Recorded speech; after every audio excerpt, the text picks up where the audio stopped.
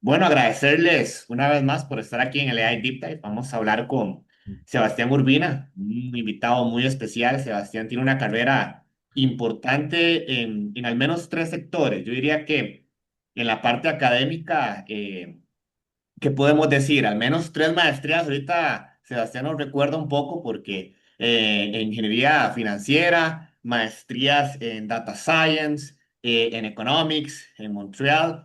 Tiene un undergrad en ingeniería industrial. Y ahorita creo que por ahí viene algo bien Purdue, Sebastián, para seguir conversando con vos de transporte, que también has estado involucrado siempre del sector, vuelvo a ese segundo sector, que es el sector público, en la parte de movilidad. Y bueno, creo que la parte privada la vamos a conversar un poquito más, pero iniciemos por ahí, tal vez me voy a volver un poco. ¿Cómo ha sido, Sebastián, esas decisiones para ir estudiando, no? ¿No has parado de estudiar más? Yo creo que hay dos grupos de tiempo en el que estudié.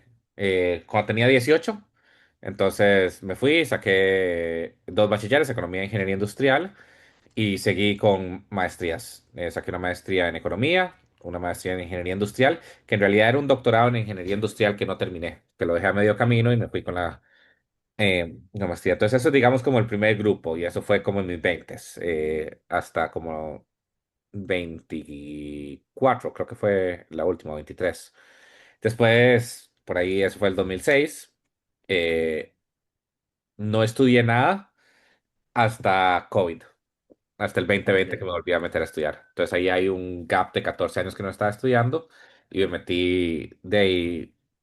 Oí un comentario de Mark Cuban que decía que Ajá. a uno le van a preguntar que qué hizo con el tiempo extra que tenía en COVID. Y entonces hice dos cosas. Me metí a hacer un poco más de ejercicio, salí a correr y me metí a estudiar. Y entonces ahí saqué la maestría en ciencia de datos en Berkeley, después una maestría en matemática financiera en Johns Hopkins y la quinta maestría que estoy casi a punto de terminarla en ingeniería civil en Purdue. Súper. Y creo que eso es una buena reflexión. Bueno, para la gente que te ahora conociendo un poquito a Sebastián, eh,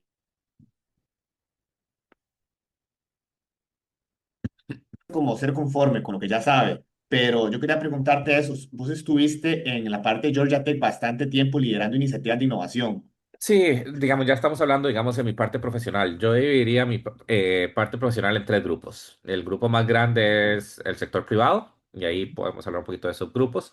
Estuve en el sector académico y estuve en el sector público.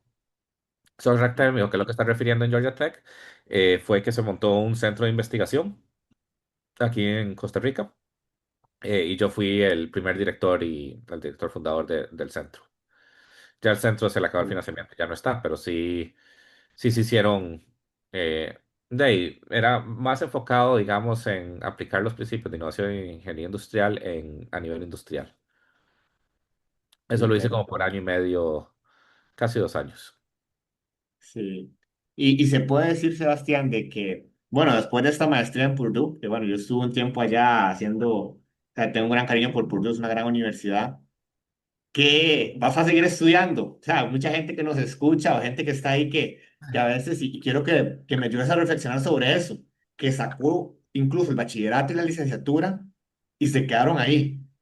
Entonces, ¿cómo lo ves vos? O sea, hay que siempre seguir estudiando, seguir aprendiendo. Eh, yo creo que siempre hay que estudiar y seguir aprendiendo. Eso no significa que hay que meterse en una maestría formal. Eso ya es Ok, locura mía. ok. Tengo una lista de maestrías de qué seguir. Muchas son técnicas, pero no todas. Fue hace un par de años que me metí así a investigar qué era todo lo que quería estudiar y entonces las puse y me hice una tablita y ahí voy cruzándolas. Lo que pasa es que uno dura mucho tiempo en cruzar una, entonces la tabla todavía se ve bastante abierta. Entonces, Eh, pero si no es eso, sino simplemente leer posts de blogs, seguir gente que está investigando y todo, porque la verdad es que no todo se aprende en la parte formal, especialmente en tecnología. Muchas veces las universidades están rezagadas de lo que está pasando en la industria.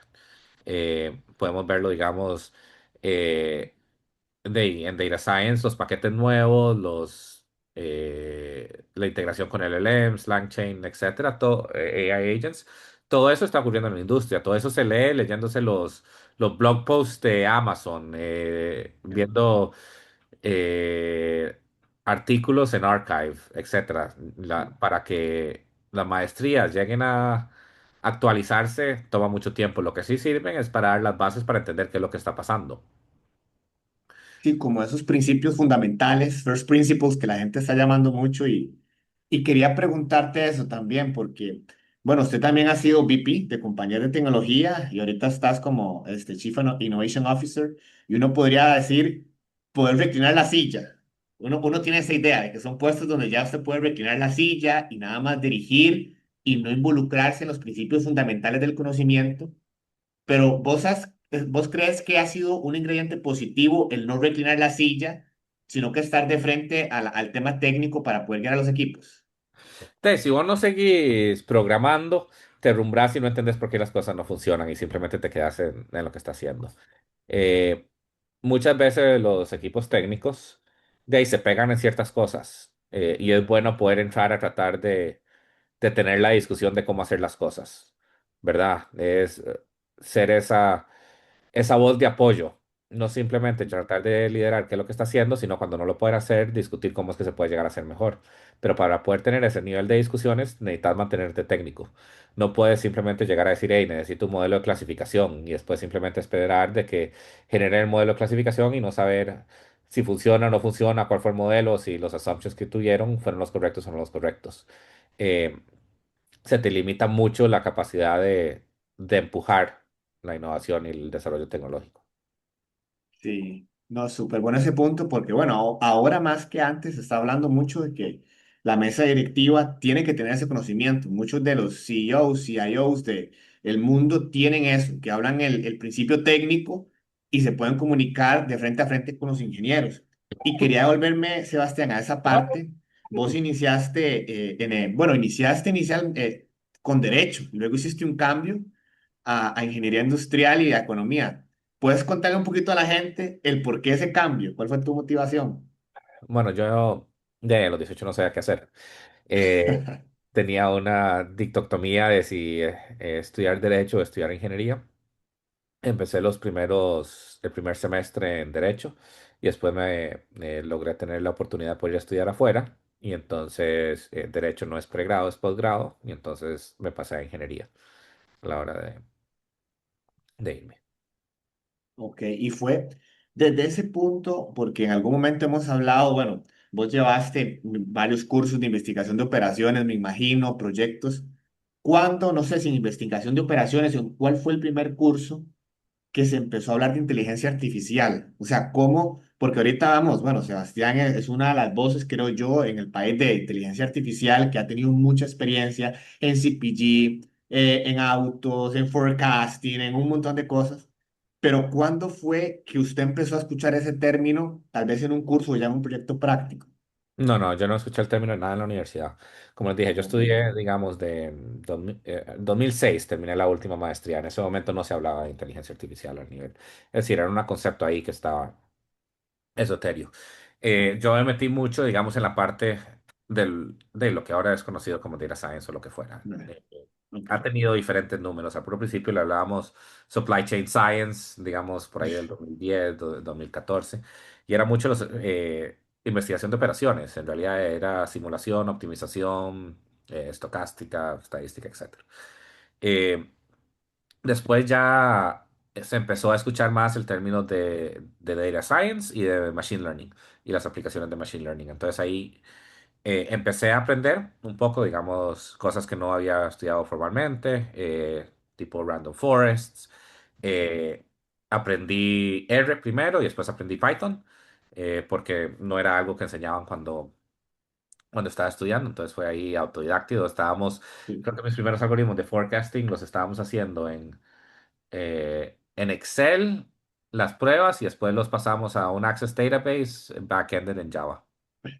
En scripts, sí, sí, Ok, bastante arcaico. sí, Y ya buscamos, y entonces buscando a ver que tenía que haber una herramienta mejor, es que nos encontramos R, y eventualmente nos pasamos a Python. Eh, y esa decisión tuvo, en realidad ha tenido bastantes implicaciones en la industria, porque por eso es que, sí. por ejemplo, Kinaxis usa R eh, de primera base y no Python. Fue esa decisión que nosotros hicimos en su momento de aprender R primero. Pero bueno, empecé ahí aprendiendo, utilizando, desarrollé mi primer modelo recursivo para forecasting de random forests, etcétera. Y eso también fue parte de lo que me llevó, digamos, que necesitaba un poquito de educación formal para poder finalizar todo lo que estaba ocurriendo. Entendía lo que era una red neuronal conceptualmente, pero nunca había formalmente estudiado. Entonces, eso, además de lo que mencioné, digamos, de por qué me metí en el 2020, que eso fue el catalizador, ya tenía un par de años pensando que necesitaba meterme realmente a entender eh, de ahí, Deep Neural Networks, Computer Sí. Vision, audio, los principios de NLP. Cuando estaba estudiando no había salido ChatGPT, pero sí estaba BERT y Transformers que habían salido ya.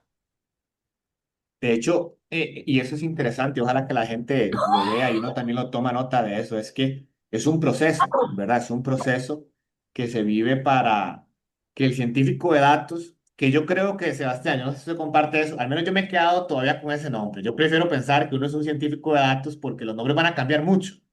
El artificial intelligence y como uno quiera dibujar las burbujas van a cambiar, pero el tema de tomar la data y generar valor es algo que se va quedando por ahí. Entonces, en noviembre de 2022, OpenAI saca ChatGPT, pero ya vos en Berkeley venías, ya has escuchado lo de Google, los Transformers, ya es algo, ¿no te pareció nuevo? ¿O cuál fue tu impresión cuando hizo ese boom en noviembre de No, 2022? vamos a ver. Uno de los proyectos que nosotros hicimos, no sé si están familiarizados de todo el desarrollo de NLP, ¿verdad?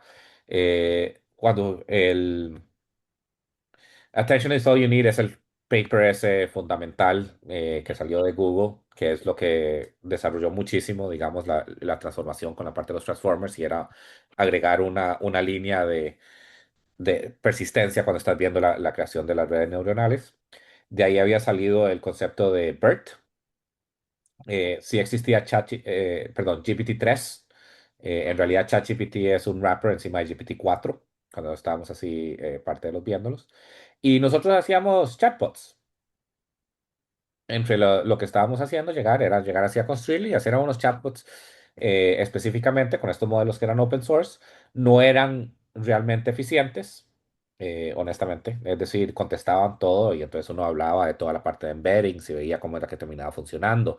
Pero si hacías, digamos, mi proyecto de clase de Natural Language Processing, era un análisis de conversaciones de chats en búsqueda para tratar de identificar pedófilos y grooming. Era Ujú. un dataset que ahí ocurría. Entonces, lo que estabas haciendo el parsing de parte de las conversaciones y entonces tenían los labels y estabas haciendo una parte de una clasificación. Pero el mismo análisis de sentimiento que se estaba haciendo, todo estaba muy basado en los mismos modelos de idiomas, eh, principalmente BERT. Lo que sacó es, hicieron GPT-4, que era la siguiente iteración, pero crearon este cascarón que lo hicieron fácil de usar para la gente, en vez Sí, de que es tener muy que... interesante. Sí, y ojalá que la gente, bueno, haya tomado nota, yo sé que hay gente que está encima de eso, pero que no fue de un cero a todo. O sea, OpenAI venía publicando modelos, como dice Sebastián, y estaba BERT, que tenía Google, que era muy utilizado. Y entonces vos has vivido desde que salió ChatGPT, puede decir que un early adopter, ya ustedes estaban trabajando con esos modelos incluso, y no te pareció tan sorprendente. O te voy a plantear la pregunta así, ¿qué hizo que esta gente tomara algo que ya estaba ahí, que nada más era la siguiente interacción y que tuviera ese impacto mundial? ¿Cuál fue para vos el ingrediente clave? Facilidad de uso. Que, Es decir, llegaron a crear, ya están los diferentes modelos, obviamente era un modelo que estaba muy, fue un incremento importante, digamos, en el GPT-4 de lo que estaba en GPT-3 y 3.5, pero fue facilidad de uso y también no es solo que crearon un wrapper, porque ese wrapper, digamos, como les mencioné, nosotros lo hicimos en clases, no era sumamente complicado, sino crearon un wrapper que también incluía el feedback loop de cuáles eran las respuestas que tenían, e hicieron un proceso también para entrenar ese wrapper, para tratar de generar información. eh, Interesante. Eh, claro, de ahí ha habido exponencial conforme han ido mejorando no solo la parte del wrapper del chat, sino también el LLM por debajo. Pero sí, digamos, el impacto más grande. para mí, por qué ChatGPT se volvió el hito que ocurrió fue por la facilidad de uso. Es decir, es muy diferente cuando ya hay una página y uno le pone lo que quiere y le contesta. Y al principio no contestaba bien, pero cada vez empezó a contestar bien, mejor. Y ya había un LLM suficiente, a diferencia de que tener que bajar BERT y construir todo alrededor de lo que implicaba. Se enfocaron específicamente en ese use case de generar un chatbot. Y a la gente. Y de hecho ahí creo que también me gustaría conocer tu perspectiva. ¿Vos crees, bueno, a partir de 2022, todo se volvió a hacer como ChatGPT-like? La gente empezó a tomar sus aplicaciones y quererles colocar un chatbot. ¿Vos crees que la industria va para eso? Como que la gente va a estar pidiendo que todas nuestras interacciones sean como a través de la conversación. ¿O qué has visto vos en los que has implementado? ¿Como que lo están mezclando? ¿O realmente la gente está haciendo un push porque yo quiero que todo sea como ChatGPT? Yo creo que es una combinación de ambas cosas. Yo creo que ya se ve, por ejemplo, con el ecosistema de Google, de Gmail y Google Drive y todos, Gemini, poder preguntarle sobre todo y que le encuentre a uno en la montón de archivos y conversaciones y todo, donde uno comenta a dónde es que hizo el comentario que tenía la información correcta, ¿verdad? Llegar a preguntarle, hey, ¿cuándo es que vimos tal cosa? O que hablamos de tal cliente, o poder ese tipo de interacción con la información creo que sí va a llegar así a funcionar, especialmente cuando no es clara dónde está la información específicamente. La creación de gráficos, charts, todo eso creo que va a salir específicamente parte de chatbots. Lo que va a pasar también del otro lado es que muchas veces para que esas cosas sean eficientes tienen que ser prompts muy, muy complejos, muy grandes. Y entonces ahí es donde vas a empezar a generar, digamos, botones de prompts, si fuera el caso. Ujú. Sí, y ojalá que la gente haga esa reflexión, y ahorita tal vez podemos hablar de eso si nos da chancecito de que la gente piensa que el prompt generalmente nada más es escribir una pregunta en ChatGPT o en Gemini, pero cuando se hace una aplicación, el prompt no está directamente en un chat. Es que es eso, Sebastián, tal vez uno dice, man, la gente lo ve así, pero todas estas soluciones, por ejemplo, en Gemini, detrás tienen estos agentes que tienen prompts y probablemente distintos prompts y herramientas que hacen más específicos y más eficientes. Eh, Ahora bien, eso yo creo pivotear un poquito al tema del sector público, pero vamos a ir, son preguntas nada más como en general. Yo tengo una gran preocupación que es esta, el tema de la educación. Y vos que has estudiado, has estado en el sector, yo te doy esta anécdota para provocar tu respuesta. Yo decía, este es mi semestre fácil. Era como la tercera vez que daba un curso, ya había preparado todo. Yo decía, este es mi semestre donde no voy a utilizar casi las horas de planificación. Llega el AI y yo tenía un montón de quizzes y materia que, meto el quiz y la gente lo responde en 50 segundos porque ChatGPT se los contesta. Entonces, ¿cómo crees vos que va a afectar la inteligencia artificial a la educación? Y si tienes alguna solución como para que la gente no se le escape el conocimiento de las manos a los estudiantes. A mí me parece un poco parecido a cuando yo estaba en el colegio, me gradué en el 2000 y en el 98 cuando salió Google. Ok. Me acuerdo de haber tenido discusión de que era el cambio de que ya no había que memorizar si no sabía a dónde buscar la información. Ya no había que memorizarse cuáles eran las fechas o lo que fueran, porque antes uno tenía que ir a la biblioteca, sino uno simplemente se conectaba a internet, lo ponía en Google y actualmente en Wikipedia y ahí tenías el resumen completo. Entonces, cambió de tener que pasar un montón de tiempo en bibliotecas investigando y todo a buscar del otro lado. ¿Qué es lo que eso causó? Eso causó que los análisis, los papers que uno haga, tuvieron que ser de mejor calidad, porque uno tenía más facilidad de acceso. Yo creo que lo mismo tipo de cambio es lo que vamos a estar viviendo. Ya ahora, digamos, hay que enseñar a hacer prompts. Ya ahora hay que saber aprender a cómo buscar, pero entonces ya la evaluación de lo que está haciendo hay que hacerlo pensando, ok, estas son las herramientas que se tienen. Es iluso llegar así a decir, hey, no existe porque ahí se van a ir al mundo real y ahí existe. Entonces hay que evaluar dentro de ese ambiente. Entonces, digamos, en computación, los programas y los proyectos tienen que ser enormemente más complejos. eh, ya tenés que pensar que no estás graduando desarrolladores junior, sino tiene que ser desarrolladores senior, porque debieron haber hecho tres o cuatro diferentes proyectos con un nivel de complejidad que era imposible antes de tener ChatGPT, o de tener Claude, o de tener Gemini, porque entonces haces el vibe coding, entonces puedes hacer ese nivel de sofisticación más grande. Y así, esto extrapolado a todo.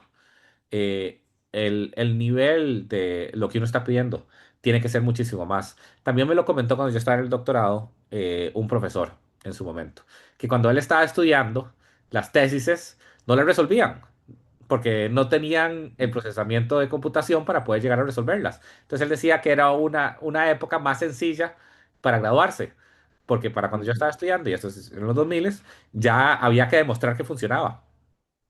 Había Sí. que desarrollar el modelo de optimización y había que resolverlo y dar los resultados. Y entonces sí, de ahí, ahora era más difícil de lo que era cuando él estuvo. Yo creo que estamos evolucionando en el mismo patín.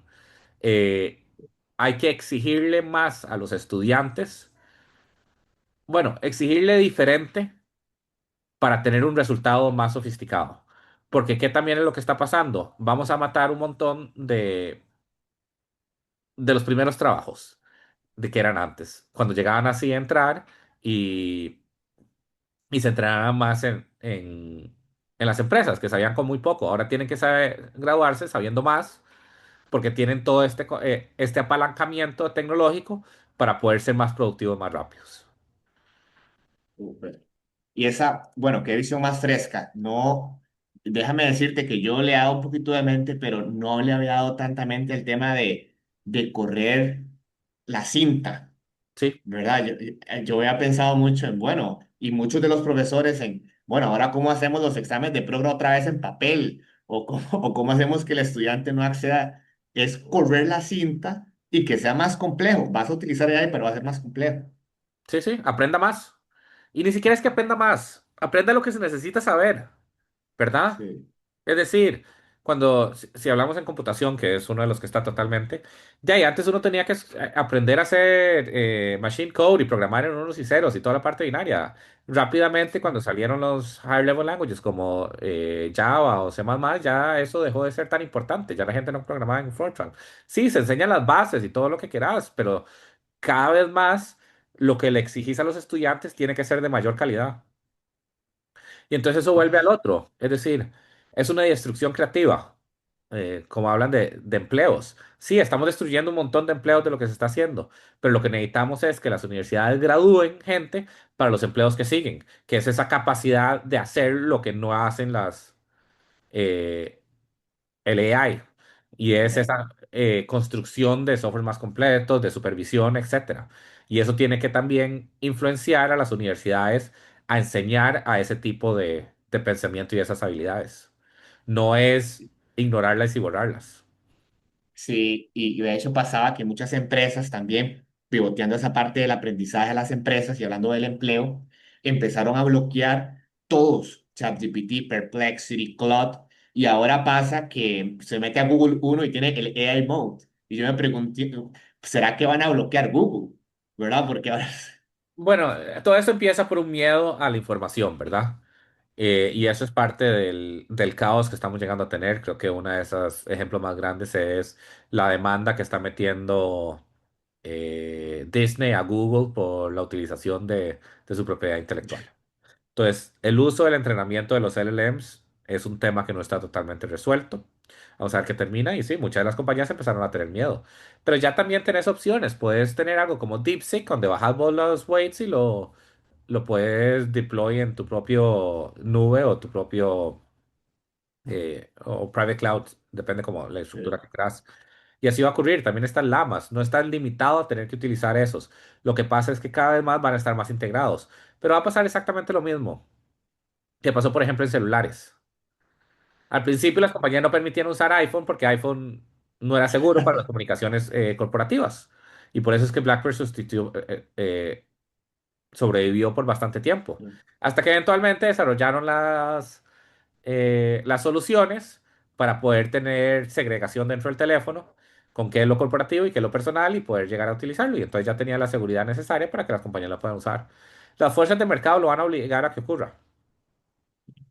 Sí, es una, bueno, qué bueno que pones esa perspectiva porque creo que a todos nos ayuda el poder hacer el zoom out, ¿me entiendes? Porque vos estás poniendo ejemplos de cómo esto se compara o se puede entender hasta cierto punto con base en disrupciones tecnológicas ya existentes. O No, sea, como para que la... ocurrieron. Sí, adelante.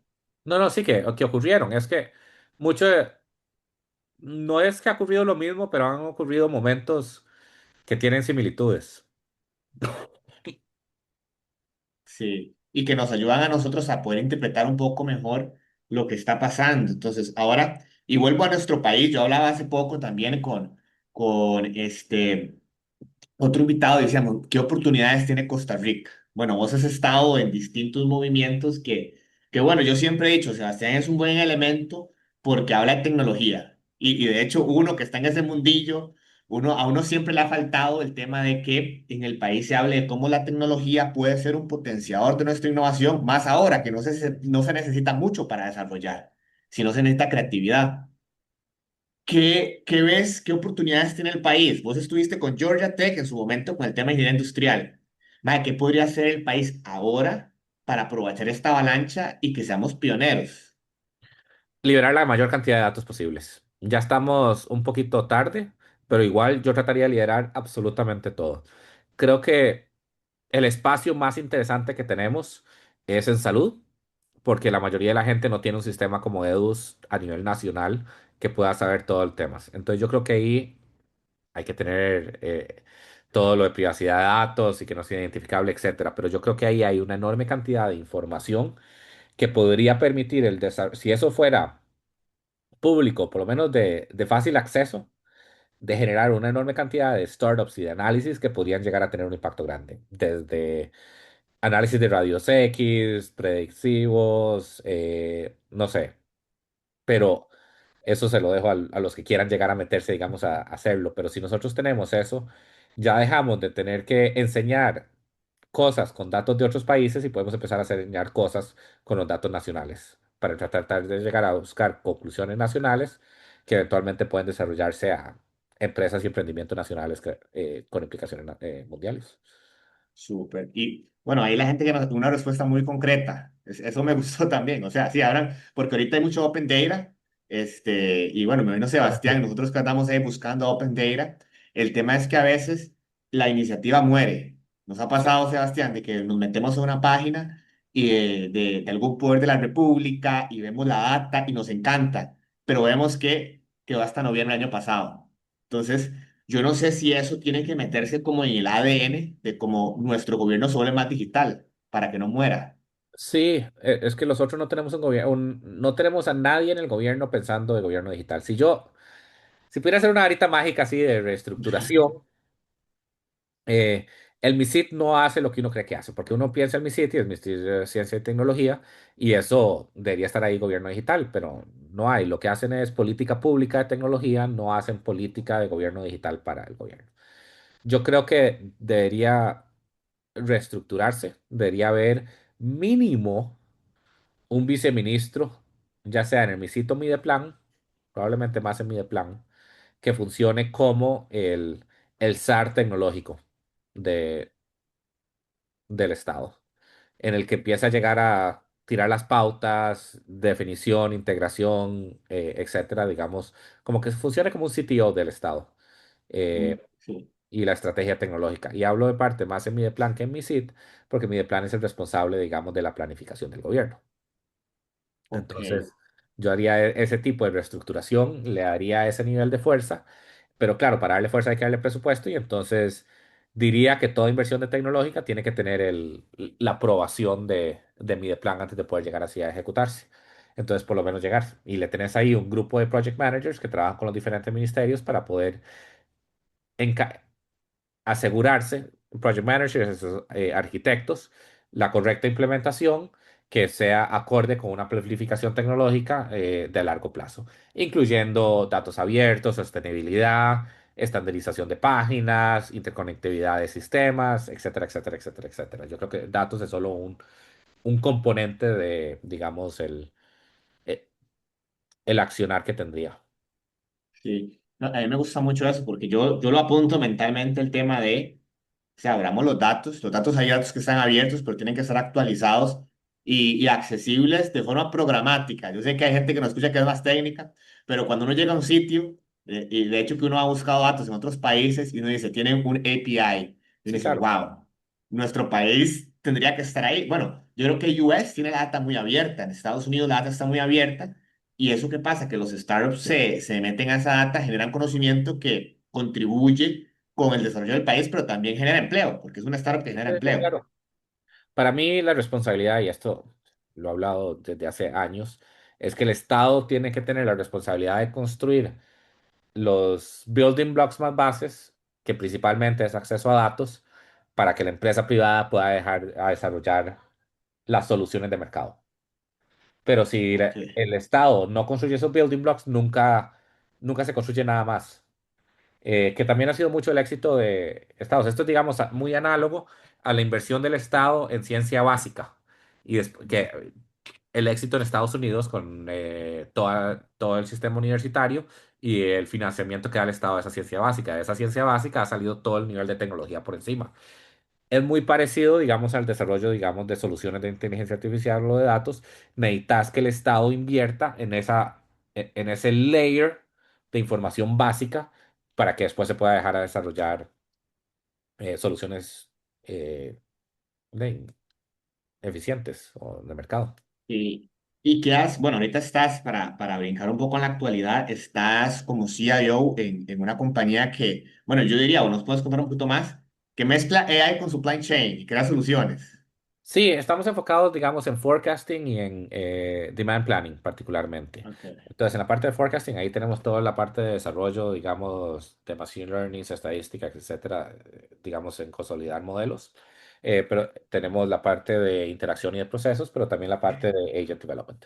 Entonces, estamos creando agents para poder llegar a hacer toda la parte de planificación de demanda. Entonces, inclusive estamos viendo que por encima de la parte de estadística o de forecasting, estadística machine learning, los agents pueden funcionar encima y generar un lift en accuracy. Claro, son agents complicados, son 900 líneas de prompt o lo que fuera, con un montón de guardrails y no es sencillo la creación, pero entonces sí estamos en el proceso, digamos, la parte de desarrollo de soluciones de demand planning de nueva generación, de la siguiente generación. Bueno, entonces yo creo que es un muy buen ejemplo porque es, es, estás disruptiendo, hay una industria ahí de demand planners que, por ejemplo, en Costa Rica, la parte de planificación es muy importante. Mucha de la industria en zona franca tiene departamentos de planificación de la demanda, planificación Sí. de materiales. Yo creo que ahí está un buen ejemplo, Sebastián, de tal vez nos puedes contar, bueno, ¿qué se podría comer la industria del AI o cómo podría apoyar y a dónde podemos mover a estos recursos? Por ejemplo, si yo era el forecaster champion de una compañía, Sí. probablemente ya ustedes me van a ayudar mucho. ¿A qué me muevo yo? ¿Cuál es el mensaje? Sí, sí. ¿Qué estaría enfocándome? Yo estaría enfocándome, digamos, más en la parte de entender qué son esas cosas que no se pueden llegar así a saber y cómo es que puedo llegar a brindar esa información eh, al sistema. Llámese promociones, end of life, relaciones con los clientes, impactos publicitarios, etcétera, etcétera, etcétera. Y entonces, en vez de estar enfocando tanto en los datos y en los números, enfocarse más en los procesos y qué está pasando en la compañía y cómo puedo transformar esa información en inputs dentro del sistema, que eventualmente se transforman en números y en datos. Ok. Sí, yo creo que eso es un buen mensaje. O sea, no, para un proceso complejo, bueno, Sebastián tiene mucha experiencia, creo que son más de 15 años trabajando en la parte de supply. Entonces vos lo ves como muy claro. El hecho no es como, ah, el AI se va a comer todos estos trabajos porque ya vos ves que sigue. O sea, Sí, no es que se los va a comer todos. Va a comerse ciertos roles que va a permitir la apertura de otros. sí, y hay que tener visión de cuáles van a ser esos otros. Y bueno, hay que también quería preguntarte esto. Hay gente que está muy asustada de qué estudiar. Gente que está saliendo del cole que dice, bueno, es que ahora el AI está por ahí. Pero vos con tu bagaje, con lo que has estudiado, ¿tacharías algunas carreras y potenciarías otras? ¿O no hay necesidad que la gente estudie lo que quiera? Es una pregunta complicada. porque yo sí creo que hay que estudiar lo que a uno le gusta, porque si no, uno se va a frustrar en lo que está haciendo. Lo que pasa es que ahí puede que lo que a uno le gusta no necesariamente sea lo que eh, le permita conseguir trabajo a posterior. Entonces yo creo que hay que buscar ahí un balance entre ambos, entre qué son cosas que le van a generar a uno una carrera de la cual uno se va a sentir orgulloso, feliz y sacarle provecho, y qué es lo que a uno le apasiona de leer. Estudiar literatura a mucha gente le podría fascinar, pero no es fácil conseguir un trabajo para alguien que estudió literatura, trabajar en literatura. Son muy pocas las Sí. imprentas que están publicando libros o editores, etcétera. Entonces sí, de ahí es una cuestión ahí un poco eh, de introspección personal, de a dónde es cuál es el tipo de trabajo en el que quiero llegar a estar y el tipo de vida que quiero y qué decisiones de estudio me permiten llegar a él. Ok. Sí, porque al final yo hablaba, tengo una hermana menor que está estudiando ingeniería en sistemas y yo le decía que a veces el estudiante o la persona de ese tiempo piensa mucho en lo que va a estudiar, pero no en cómo va a vivir después. Y el estudio, al menos de undergrad, es un periodo muy pasajero, ¿verdad? Ya cuando se está en el mundo profesional se vuelve la vida, ¿verdad? Casi que 24/7. Y bueno, entonces estamos en el tema de inteligencia artificial. Yo quiero ir un poquito a algo más personal de saber cómo lo utiliza Sebastián, porque la gente, ahorita hay gente que dice, Sebastián, yo he escuchado, yo no la instalo, siento que el conocimiento se me escapa, he escuchado gente que todo lo hago con AI. ¿Cómo utiliza un CIO de una compañía como Daybreak el AI en su trabajo, en su vida personal? Que nos Ah, puedas contar. yo solo hago vibe coding, Ok. la verdad. Entonces bueno, estaba usando Windsurf, ahora me estoy viendo a ver si me paso a Anti-Gravity. Y estaba pegado con ChatGPT en Windsurf, pero nos ha dado mejores resultados Claude. Entonces estoy pasándome a Claude. Y sí, básicamente la única forma que hago. Ya o también lo último, Gemini, estaba viendo la creación de slides. eh, el beautification que tiene es bastante eficiente, entonces ya eso se está volviendo parte de mi parte. Las reuniones dejamos que la resuma y que nos dé cuáles son los action items y uno lo revisa cuáles son los action items. También cuando no voy a reuniones es bueno tener el resumen y poder ver a ver qué fue lo que se dijo, digamos, cuando tiene un conflicto de varias reuniones a la misma vez. Cada vez se vuelve más parte, digamos, de las herramientas de trabajo. Sí, lo has empoderado y yo creo que eso está bueno por ahí, de que yo un día me preguntaba qué hubiese pasado si el AI hubiera estado como está ahorita, los productos como los IDs, que si hubieran estado antes, ¿verdad? No, todavía a uno le tocó programar, y me imagino que a vos mucho más, buscando la solución en Google, viendo un tutorial de 2 horas para agarrar 5 minutos, Sí, Stack este, Overflow. Vivía en ajá. Stack Overflow. Sí, Eh, exacto. Entonces ya ahora, entonces, pero ha cambiado y ha sentido que en la parte de byte coding, eh, ¿qué es lo fundamental para que las cosas salgan bien? O sea, yo sé ¿Qué que está ellos, preguntando uno? ajá, Hay que saber suficiente para validar si es algo que vale la pena o no vale la pena. ok, y ese conocimiento técnico, como esos first principles. O sea, Sí. no es como cualquiera que se pueda sentar a byte codear una, bueno, cualquiera podría hacerlo, pero ahí te voy a hacer la pregunta más bien. Eso que vos haces en el vibe coding te ha servido para probar tus ideas, para retar los equipos. ¿Cómo has utilizado esos outputs? Como, No, mucho lo uso para probar ideas.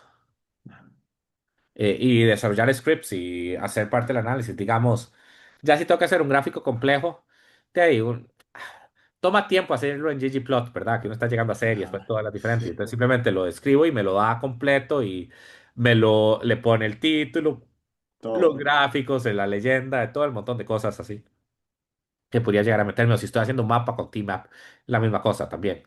Nada más me lo tira así dando. O también si quiero hacer un loop, son cosas que probablemente lo podría llegar a hacer, pero hay veces es más fácil describirlo y que me lo haga. O Sí, si quiero que me haga un test script o lo que fuera. sí. No, eso está muy importante. Bueno, yo te iba a preguntar eso también, y ya Sebastián, porque la gente eso no lo comparte. Bueno, ¿cuál IDE utilizas? Si está programando y estabas con Windsurf. ahora Google Anti-Gravity, que bueno, ellos están moviendo un poquito el mercado. Entonces, quería preguntarte un poco eso. Vos, como una persona, bueno, CIO, esa misma exigencia que se le puede hacer a los estudiantes, se la haces a un proveedor, diría yo. Te pongo este, como que un proveedor te decía, ahora esto antes que duraba 3 meses, ya vos sabes que se puede durar un mes. ¿Será que Sebastián hoy, como CIO, a la gente que trabaja con él cerca o a los proveedores, también les está subiendo la cinta? Como decirle, no, ya se lo puede hacer más rápido. De ahí, tal vez implícitamente, no me he puesto a pensar específicamente si estoy exigiendo más o no, sino de ahí uno empieza a ver, bueno, cuánto se duran hacer las cosas. Sí.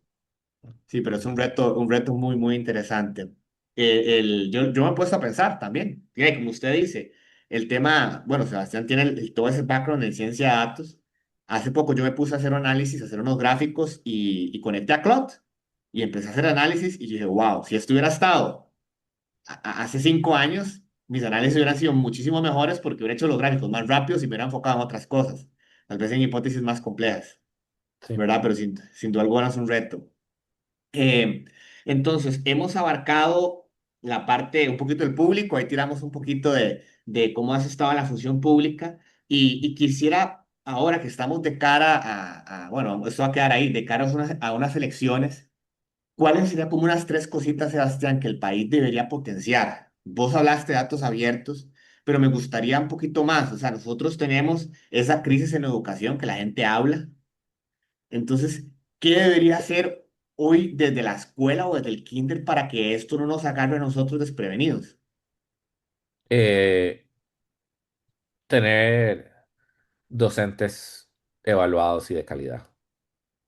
Creo que sí, la crisis de educación tiene un montón de cosas, pero fundamentalmente la mejor manera que vos llegas a tener es que los profesores que estén entrando sean los mejores profesores que podríamos contratar. Y creo que eso no está siendo el caso en este momento. Deberíamos tener mínimo un examen para ser profesor del MEP. Ok. Y ves a Lea ahí jugando un papel en esa evaluación. Eh, Puede ser, pero no necesariamente. Yo creo que simplemente el concepto de evaluación es importante. Podemos llegar a ver si el AI puede llegar a ser parte de eso. Y sí, hay que buscar cómo se incorporan y las matrices curriculares y todo, pero creo que un buen profesor te entiende y te busca las herramientas que están llegando a ocurrir para meterlas en la clase. Y un mal profesor se queda con lo que aprendió en la universidad hace 30 años. Sí, es dotar con esas herramientas. Yo creo que podemos cerrar con este punto que es el tema de la movilidad. ¿Verdad? Pone Sebastián en su cuenta de ex, no quiero usar mi carro, quiero dejar de usar mi carro y creo que eso se quedó ahí. Pero, ¿qué has aprendido desde que eso fue un lema de Sebastián, ahora que estás en la maestría en Purdue, enfocado un poco en movilidad? ¿Ves que el AI puede ser un nuevo ingrediente? ¿Sabes? Como que las soluciones estén más cerca para eliminar estas presas que no tienes a todos de súper mal. No, la eliminación de las presas solo se ocurre quitando carros de la calle. La única forma que se pueden reducir las presas es quitando carros de la calle y hay diferentes formas de hacerlo, ¿verdad? Pero mientras sigamos aumentando la fruta vehicular, mientras vivamos más lejos de la zona de trabajo y mientras deterioremos el transporte público, las presas solo van a seguir aumentando. Ok. Eh, entonces hay problemas más fundamentales para poder llegar a resolver. Digamos, el tema de las presas, antes de que podamos saber. Sí, hay cuestiones de AI y están los vehículos que te pueden llegar a aumentar la capacidad de las calles. Por ejemplo, todo el concepto de vehículos autónomos y connected vehicles, entonces en intersecciones y en los semáforos para poder cambiar y que sea muchísimo más fluido. Pero todo eso colapsa cuando la capacidad idónea de las calles ya ha sido excedida. Y esa es la situación en la que estamos ahora. Ok, no, no hay analítica que resuelva el problema si la cantidad de carros no se detiene acá. Sí, y en realidad más que la cantidad de carros es la cantidad de kilómetros carro, es decir, es la cantidad de kilómetros conducidos. Porque si vos tenés la misma cantidad de carros, pero corren 5 kilómetros en promedio diario o 15 kilómetros en promedio diario, es 3 veces más congestión vehicular. el 15 kilómetros, a pesar que es la misma cantidad de carros. Entonces es una combinación de carros y kilómetros recorridos. Sí, es un problema complejo, entonces que no está tan sencillo como decir que Costa Rica va a estar fluida eso No, tiene que ser un tema de años, un tema complejo de planificación. hay que recuperar el transporte público, hay que hacerlo más eficiente, que vaya en todas partes y a final de cuentas hay que hacer el uso del carro más caro. Pero Ok, para hacer ok. eso tenemos que tener una solución de transporte público porque no podemos simplemente hacerlo más caro y no darle solución a la gente de qué hacer. Una alternativa.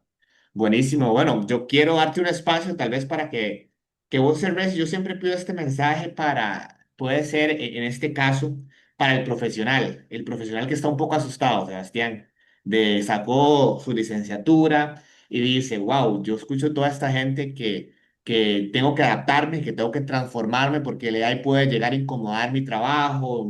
¿Será que me van a despedir? ¿Será que esto se va a combinar con la situación del país y esto va a ser una locura? ¿Qué hay que decirle al profesional que está en esa etapa? Tiene 4 o 5 años de trabajar, viene la revolución de la inteligencia artificial como un boom. ¿Cuál sería una recomendación de un Sebastián que se ha adaptado a diferentes etapas de la tecnología? A ver. Yo creo que lo primero que hay que buscar es qué puedo usar de esta tecnología para hacer mi trabajo más fácil. Ok. Así, tan sencillo. En un instinto de vagancia, digamos. ¿Cómo puedo simplificar mi vida? Y ya una vez que uno llega así a hacer eso y hacerlo a puro interés de cómo poder hacer más, es pensar, bueno, de ahí, ya ahora que tengo todo este montón de tiempo, ¿qué debería hacer para llenar ese tiempo? Y entonces eso ya, simplemente pensar en eso, lo empieza uno a movilizar y transformar el trabajo de uno en algo que puede ser sustituido por inteligencia artificial a algo que no puede ser sustituido por inteligencia artificial. Súper. Sí, bueno, voy a dejar el mensaje ahí, tal cual lo dijo Sebastián, y es la sabiduría. Ojalá que la gente que nos escuche de algo de algo condensado, pero que abarca mucho. O sea, y me imagino nada más, vos lo has aplicado, me imagino que ya lo estás haciendo. O sea, hay parte de tu trabajo que ya has tomado y dices, ya esto delegado o apoyado por la inteligencia artificial para yo poder seguir Claro. creciendo. Sí, claro. Sí. Bueno, muchísimas gracias. Esto ha sido el AI Deep Dive con Sebastián. Espero buscar otro espacio. La conversación se puede extender porque como ustedes vieron, Sebastián ha tenido experiencia y tiene experiencia en distintas industrias, pero hoy era para conocer un poquito de la historia y esa perspectiva en inteligencia artificial y bueno, qué se puede hacer en Costa Rica. Muchas gracias. Un gusto. Hablamos. Adiós.